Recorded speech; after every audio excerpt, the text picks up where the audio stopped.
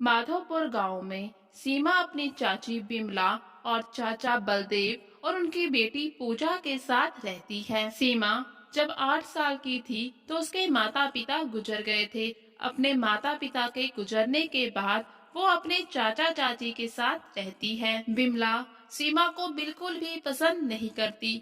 वो सीमा को खुद पर एक बोझ समझती है, लेकिन उसके चाचा बलदेव उसे बहुत प्यार करते हैं। बलदेव जब भी घर पर होते तो बिमला सीमा के साथ बहुत ही अच्छे से पेश आती, लेकिन जब भी बलदेव काम के सिलसिले में घर से बाहर जाते तो वो सीमा के साथ बहुत बुरा व्यवहार करती। वो सीमा से सारे घर का काम करवाती थी। फिर एक दिन जब सीमा के चाचा घर पर नहीं होते तो बिमला उसे लकड़ी लेने के लिए जंगल में भेज देती है। सीमा जब जंगल में लकड़ी काटने के लिए जा रही होती है तो रास्ते में उसे एक बुजुर्ग इंसान मिलते हैं जो सीमा से पीने के लिए पानी मांगते हैं। सीमा एक बहुत ही दयालु और दूसरों की मदद करने वाली लड़की है।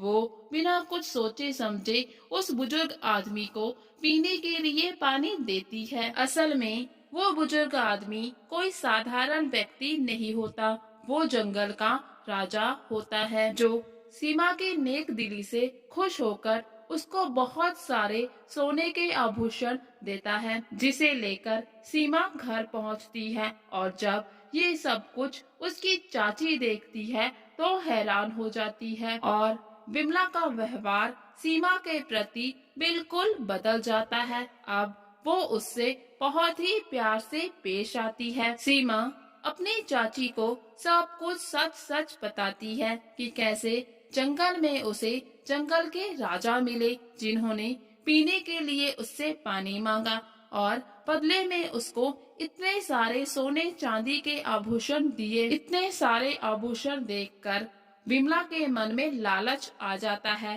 फिर अगले दिन वो खुद की बेटी पूजा को जंगल में लकड़ी लेने के लिए भेजती है। पूजा जब जंगल में लकड़ी लेने के लिए जाती है तो उसे फिर से वो साधु मिलता है और वो उससे पीने के लिए पानी मांगता है। इस पर पूजा उस पर भड़क जाती है और कहती है, ये पानी मैं तुम्हारे लिए नहीं लाई, तुम मेरे रास्ते से हट जाओ। मुझे ये पानी जंगल के राजा को पिलाना है ताकि बदले में वो मुझे बहुत सारे सोने चांदी के आभूषण भेंट कर सके। पूजा का ऐसा व्यवहार देखकर जंगल के राजा को उस पर बहुत ज्यादा क्रोध आ जाता है।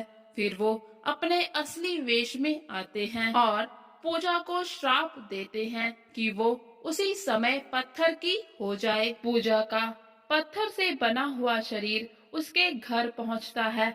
उसको देखते ही उसकी माँ सब कुछ समझ जाती है कि ये सब कुछ उसके ही कर्मों का फल है। उसने अपनी बेटी को कभी भी अच्छे संस्कार नहीं दिए और आज भी लालच में आकर उसे जंगल में भेज दिया। इतना बोलकर वो फूट फूट कर रोने लगती है और अपनी बेटी के गले लगती है।